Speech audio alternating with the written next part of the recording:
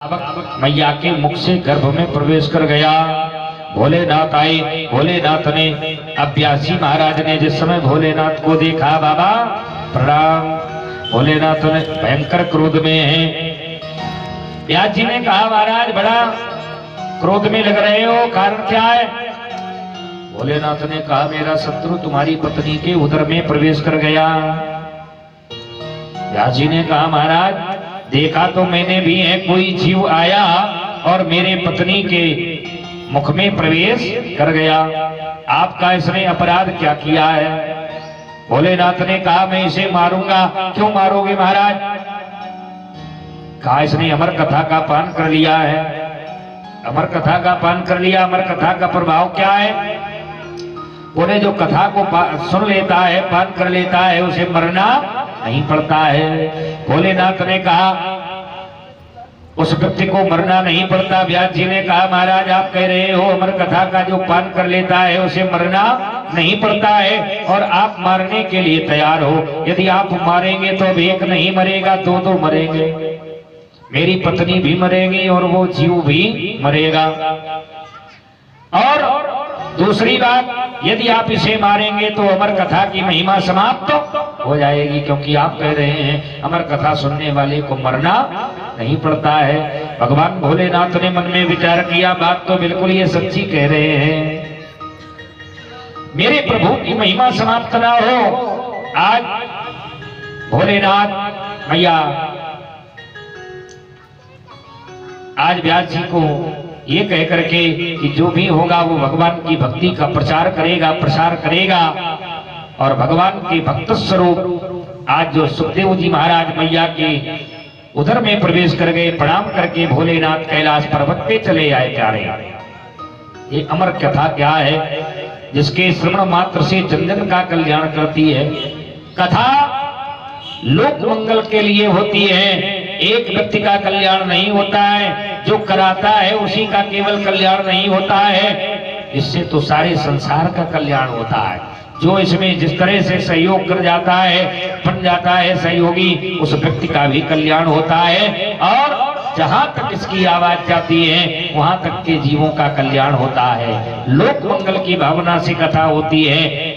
जो भी भक्त आते हैं उन सभी की सभी मनोकामनाएं पूर्ण हो जाती हैं। हर जन जन का कल्याण, जन जन का उद्धार करेगी कृष्ण कथा। जन जन का उद्धार करेगी कृष्ण कथा, जीवन का उद्धार करेगी राम कथा। जन जन का उद्धार करेगी राम कथा, जन जन का कल्याण करेगी कृष्ण कथा। जन जन का उद्धार करेगी राम कथा, राम कथा। जीवन का उद्धार करेगी कृष्ण कथा। जन जन का कल्याण करेगी कृष्ण कथा, जीवन का उद्धार करेगी राम कथा। जय हो।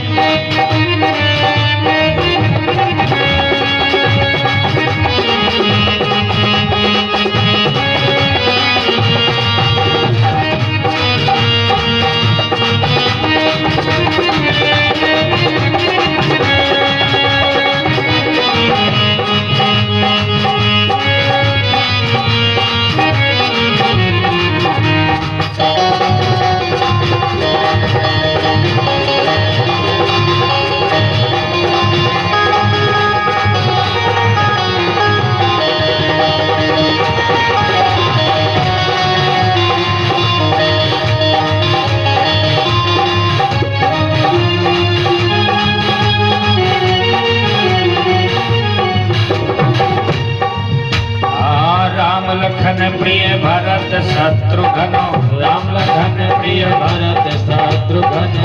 राम लखन प्रिय भरत शत्रुघ्न, राम लखन प्रिय भरत शत्रुघ्न। सीताराम मंदिर में तो सभी विराजमान है ना।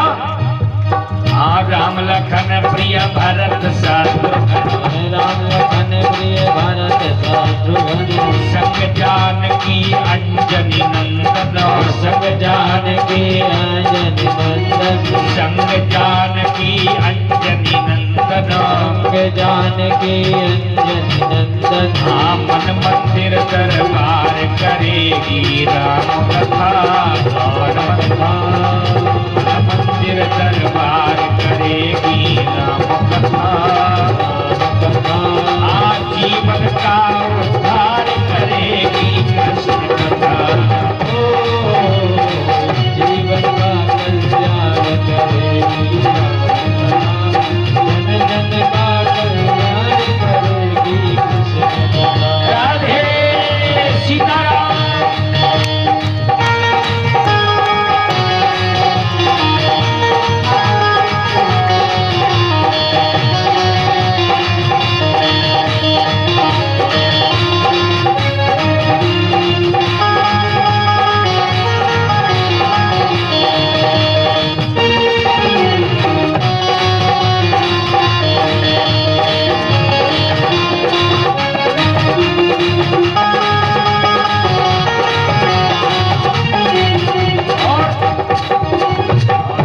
नीति करुणा श्रद्धा से धर्म नीति करुणा श्रद्धा से धर्म नीति करुणा श्रद्धा से धर्म नीति करुणा श्रद्धा से प्रेम सत्य नित मर्यादा से प्रेम सत्य नित मर्यादा से प्रेम सत्य नित मर्यादा से प्रेम सत्य नित मर्यादा से राम राज साकार करेगी राम कथा राम राज साकार करेगी राम कथा सबको भव से पार करेगी कृष्ण कथा राम राज साकार करेगी राम कथा उस सबको भव से पार करेगी कृष्ण कथा।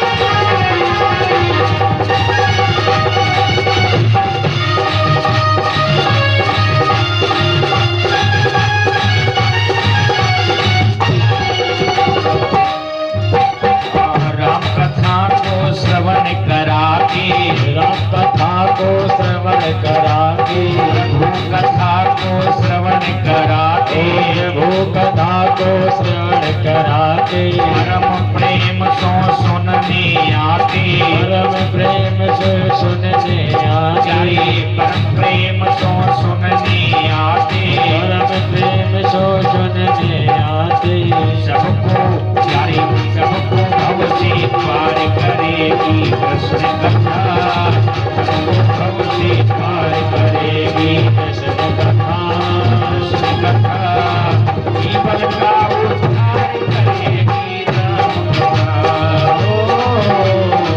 जगत का कल्याण करेगी राम कथा और जीवन का उद्धार करेगी कृष्ण कथा जन जन का उद्धार करेगी राम कथा जीवन का उद्धार करेगी कृष्ण कथा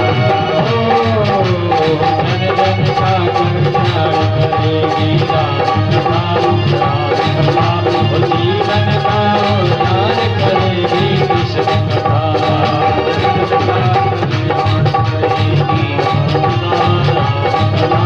जीवन का उद्धार करेगी कृष्ण कथा।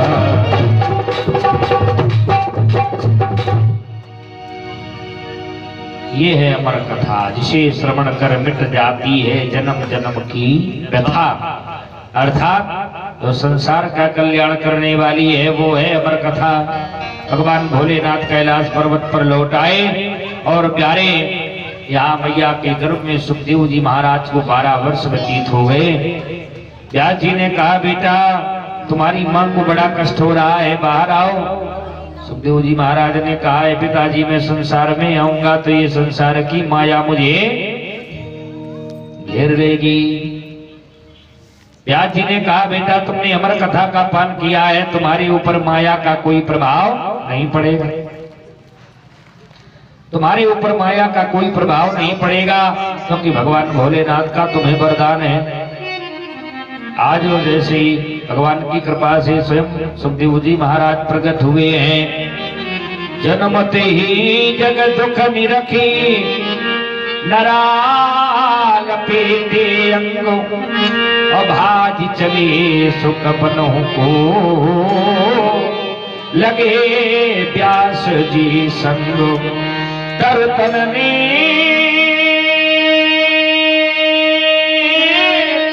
उत्तर दियो अरे जाहि जपो तुम श्याम ऐसे श्री सुखदेव को मम बारंबार प्रणाम। बोले सुखदेव जी महाराज की व्यास जी महाराज पीछे पीछे चले जा रहे हैं कहते हुए हे सुख मत जा मत जा मत जा, हे सुख मत जा मत जा मत जा, हे सुख मत जा मत जा मत जा, हे सुख मत जा मत जा मत जा, मत जा मत जा मत जा, मत जा मत जा मत जा, हे सुख मत जा मत जा मत जा, हे सुख मत जा मत जा मत जा, मैया की कोटि के लाला, मैया की गोदी के लाला, मैया की कोटि के लाला, मैया की गोदी के लाला, बेटा मत जा मत जा मत जा मत जा मत जा, हे सुख मत जा मत जा मत जा, हे सुख मत जा मत जा मत जा, हे सुख मत जा मत जा मत जा।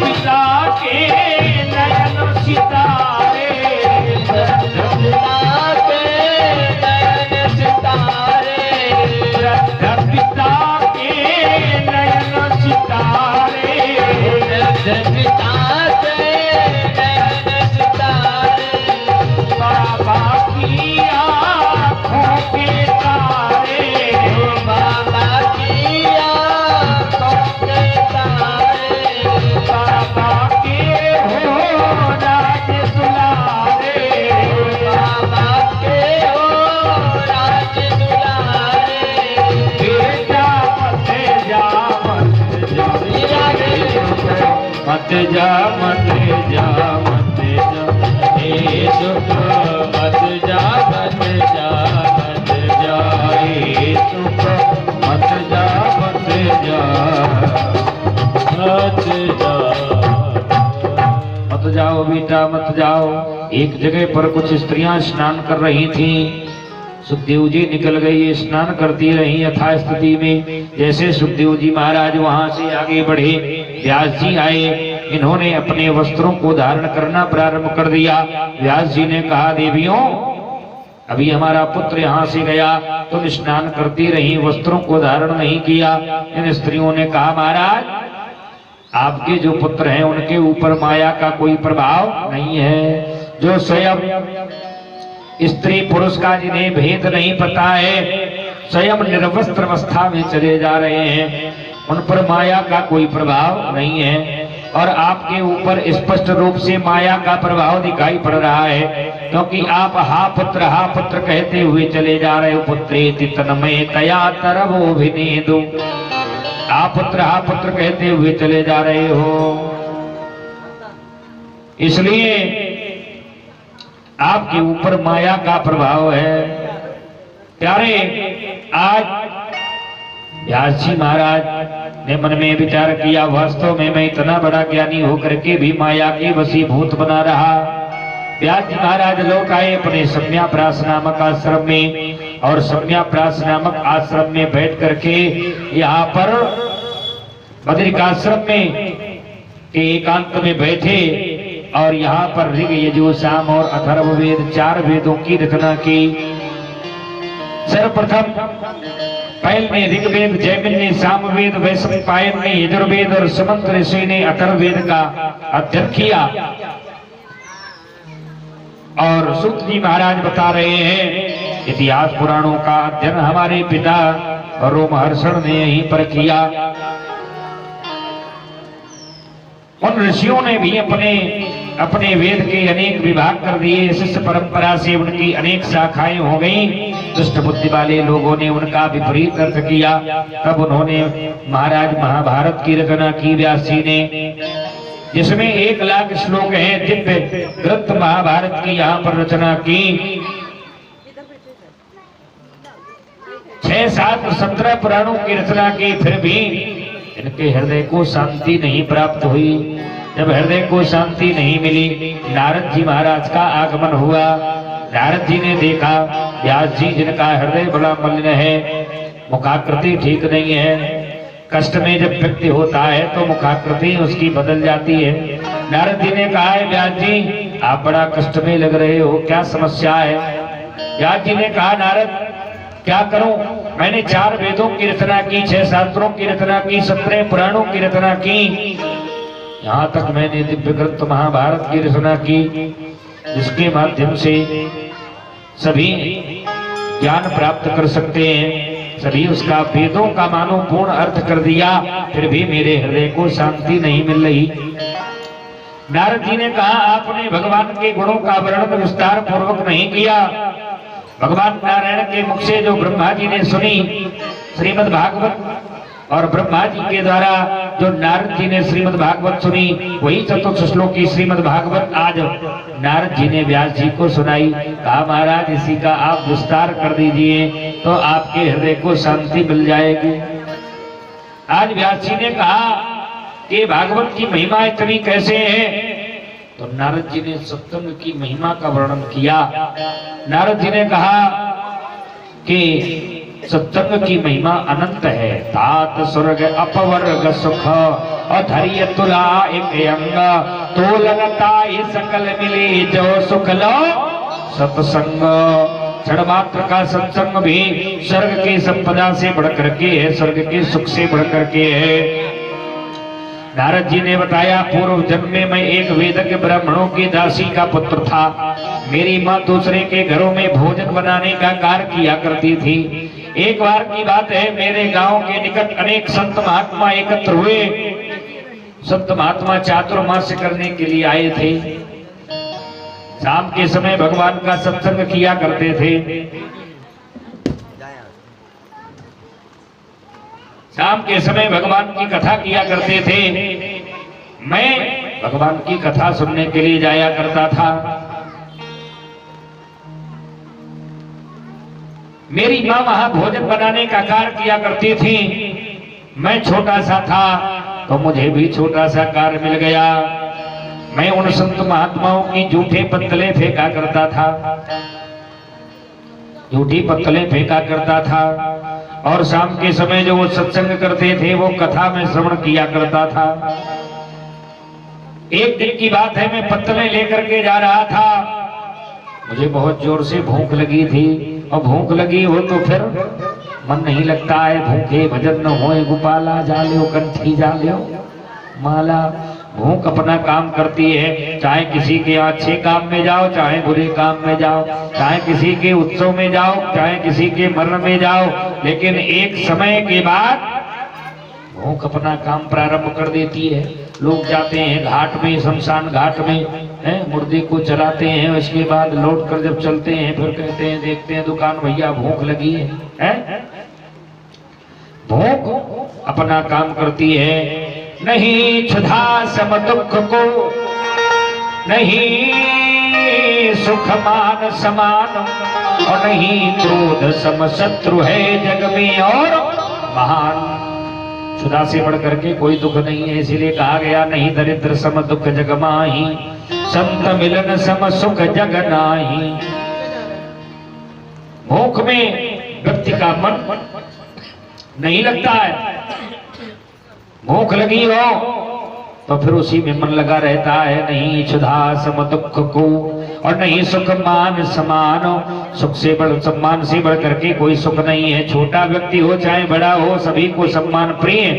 छोटा बच्चा हो, राजा पूत कह के चाहे जो काम करा लो, और उसी से ए बे अरे करोगे तो कोई काम वो करने वाला नहीं है।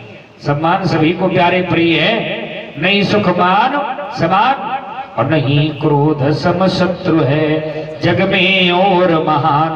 क्रोध से बढ़ करके संसार में कोई शत्रु नहीं है। क्रोध में आकर के लोग न जाने क्या क्या कर डालते हैं। क्रोध में आके कहो मोबाइल एक ईंटा पे रखें, दूसरे से फोड़ डालें, टेलीविजन उठा के पटक दें। क्रोध में आकर के लोग कहो श्रीमती से मारपीट कर दें, हाथ पैर तोड़ डालें। फिर क्या होता है? हाथ टूट गया, पैर टूट गया, प्लास्टर कौन चढ़वाएगा? जिसने तोड़ा वही तो चढ़वाएगा। फिर खोपड़ी खजवाते हैं, कहाँ से चक्कर में पड़ गए, मारपीट की न करते तो अस्पताल न जाना पड़ता, पैसा भी हमारा खर्च हुआ। फिर पछताए होत का जब चिड़िया चुन गई खेत, तो नहीं क्रोध सम शत्रु है। क्रोध बड़ा खराब है। क्रोध में आकर के व्यक्ति की बुद्धि खराब हो जाती है। क्रोध में व्यक्ति की मृत्यु तक हो सकती है। इसलिए क्रोध में आध्यात्म की शरण लेना चाहिए। बहुत से लोग हमारे पास आते हैं, महाराज जी हमें क्रोध बहुत आता है, क्रोध कम करने का कोई उपाय बताओ। हमने कहा भैया क्रोध जब आवे तो दर्पण के सामने खड़ा हो जाना चाहिए। कहा दर्पण क्रोध आने पर लोग दर्पण के सामने कहाँ खड़े होते हैं, दर्पण तोड़ डालते हैं। दर्पण आप जैसे हैं वैसा ही अर्पण कर देता है। शीशा कभी कोई भेदभाव नहीं करता है। आपके एक नाक है तो एक है दिखाएगा, 4-5 नहीं दिखाएगा। 2 आंखें हैं तो 2 ही दिखाएगा, ये नहीं कि एक दिखावे ना। जैसे आप बने वैसा ही आपको अर्पण कर देगा। दर्पण के सामने खड़े होगे, देखोगे गुस्से में हमारा मुंह कैसा बना है, आंखें कैसी हैं, भौहें चढ़ी हैं, नाक फूली है, तो हो सकता धीरे धीरे थोड़ा क्रोध कम हो जाए। यानी क्रोध में व्यक्ति को आध्यात्म की शरण लेना चाहिए। आध्यात्म से व्यक्ति को शांति के अनुभव होता है। लेकिन क्रोध में लोग आध्यात्म का कहाँ सानिध्य लेते हैं ना। क्रोध में तो लोग बस क्रोध उतारने का सोचते हैं, कैसे हमारा क्रोध उतर जाए किसी पर। नहीं क्रोध सम शत्रु है जग में और महान। क्रोध से बढ़कर के व्यक्ति का कोई शत्रु नहीं है। क्रोध में आकर के पड़ोसी से झगड़ा कर लेता है, और बाद में जब जरूरत पड़ती है तो पंडित जी थोड़ी आएंगे, आपका पड़ोसी आपके काम आएगा। इसलिए क्रोध में व्यक्ति को शांति से काम लेना चाहिए। ये नहीं कि झगड़ा कर लिया, भूल गए सब कुछ कि आगे हमें काम भी पड़ सकता है एक दूसरे से।